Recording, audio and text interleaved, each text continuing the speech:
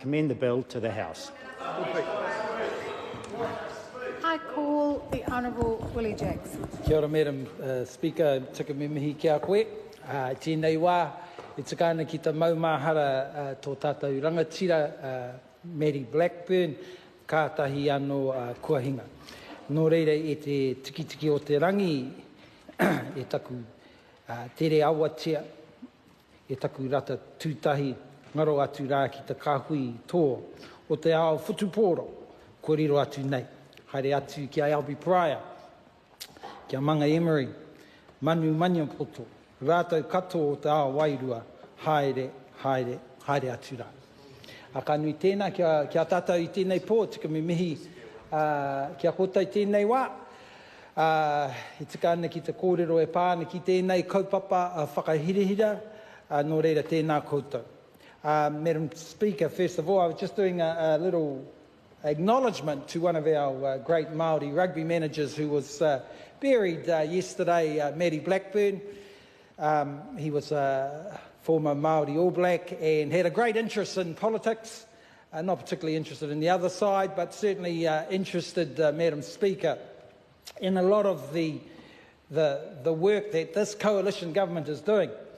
And certainly would have been interested in this bill because it's another great example of the progress of this government, Madam Speaker, despite all the defence and all the bravado from the other side in terms of holding up things. We just get on with things. And the Honourable Winston Peters deserves the utmost credit for rolling this bill out, something that the former government couldn't do, wouldn't do, and decided not to do. But Winston Peters, despite being under attack from the yes, Madam Speaker, I'm trying to broaden this as much as I can. But I'm trying to get you to narrow it.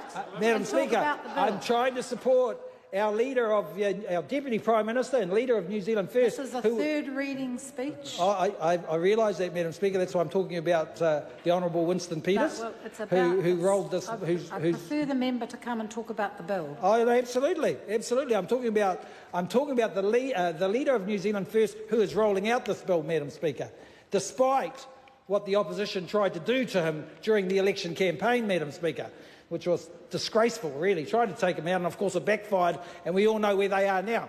Order. Would you come to the bill, please? Oh, no, absolutely, Madam Speaker. 2.5 minutes. No, absolutely, Madam Speaker. I was always coming to the bill. That's why I was talking about the Honourable Winston Peters. But the purpose of the bill... Thank you. The purpose of the bill, yes, Madam Speaker, I was going to get to it, that this is an important bill. And so I have to express some of an appreciation to the Foreign Affairs and Trade Select Committee for doing the work around this bill, which is a committee I'm involved with now, and obviously the recommendations that it proceed, Madam Speaker, with a number of amendments. The purpose of the bill, as I was getting to, is to amend the Maritime Crimes Act of 1999 to implement 2 maritime counter-terrorism conventions. The Protocol of 2005 to the Rome Convention for the suppression of unlawful acts against the safety of maritime navigation, and the Protocol of 2005 to the Rome Protocol for the suppression of unlawful acts against the safety of fixed platforms located on the continental shelf, Madam Speaker. So it's just appropriate to remind the House that, and yourself, Madam Speaker, that these protocols were adopted to take account of the increasing risk to maritime navigation by acts of terrorism. It amends the protocols of the 1988 Rome Convention and Rome Protocol to introduce new offences relating to the use of ships and fixed platforms.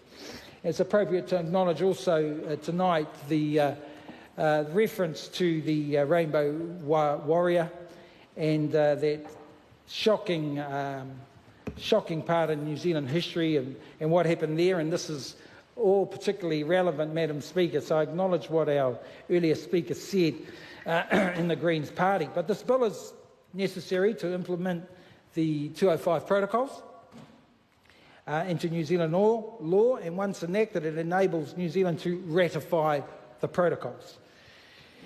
Madam Speaker, the changes reflect international best practice and provide law enforcement agencies with clarity and effective tools to respond to contemporary threats to maritime security. At the second reading of the bill, Madam Speaker, a number of amendments were made and presented to the House. And considering these amendments, I commend the work, as I said earlier, of the Foreign Affairs and Trade Select Committee and the 150 submitters, Madam Speaker, on the bill for, without doubt, their impeccable work. That work, a lot of that work will be continued by our Foreign Affairs Select Committee, who are committed to making a difference, and we have a fascinating committee at the moment that is just drawing up its plans for the next 12 months. But with coming back to the amendment, Madam Speaker, I want to draw particular attention to the amendment that includes a safeguard for the prosecution of any offences under the Act. That is a requirement for the Attorney-General to consent to the proceedings, and that the bill, Madam Speaker, is not intended to criminalise a peaceful protest activity and could not do so in practice. And that's particularly important, Madam Speaker, given the amount of peaceful protests that New Zealanders engage in, given that we value that particular area as a vital part and an example of a New Zealand democracy. So it's important, absolutely imperative, that we do not find any criminality in that area. Nevertheless, it establishes, Madam Speaker, serious offences relating to the use of ships or fixed platforms, either to commit terrorist acts or in enabling terrorist acts. Madam Speaker, the avoidance of doubt clause introduced at the committee stage, which is the new section 3B, makes it completely clear that peaceful acts of protest or industrial action would not by themselves be a basis for criminal liability under the Act. The bill captures only very serious offending, which is its intent and purpose, and in the view of this government, it does this well. So well done to us again there. On the issue of terrorism, the offences in the bill are designed to implement the offences created by the Protocol of 205 to the Rome Convention for the suppression of unlawful acts against the safety of maritime navigation, and the Protocol of 205 to the Rome Protocol for the suppression of unlawful acts against the safety of fixed platforms located on the continental shelf.